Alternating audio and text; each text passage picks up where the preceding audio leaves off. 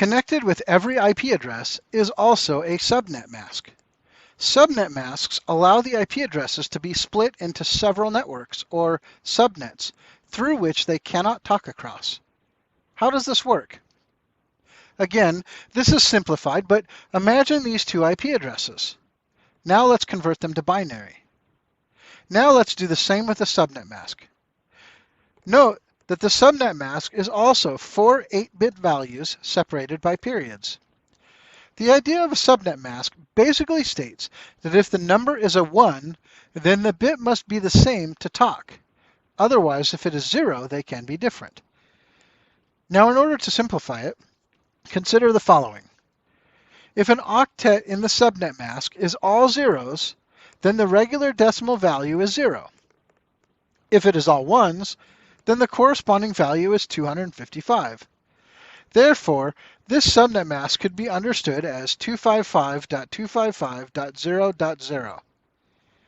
Note that you can have values in a subnet mask other than 255 or 0, but 255 and 0 are the most common because it makes the math easier. Therefore, for our purposes, we will only be working with these values. Ultimately then, we start by paying attention to the octets in the IP address, which are paired with a subnet mask value of 255. If they are, then that IP address can only talk to matching IP addresses. If the subnet mask is 0, then the IP address is free to talk to others regardless of whether they match. Let's look at the following example. In this example, we have two IP addresses with subnet masks. Starting with the first, we look at the first number of the subnet mask. Since it is 255, then the IP can only talk to matching octets. Therefore, since they match, we are still good, and so we move on to the second one. This is 255 as well, so the second must match. And they do. The third and fourth are 0, so these do not need to match. Now we must check the reverse direction. Here we can see the first number in the subnet mask is 255, and the first number in the IP address is the same, so they can communicate.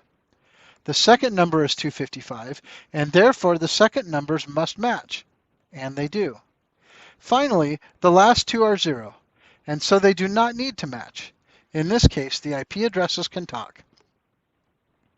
Now we look at another example. In this example, looking at the first IP address, we can see it is paired with a subnet mask of 255.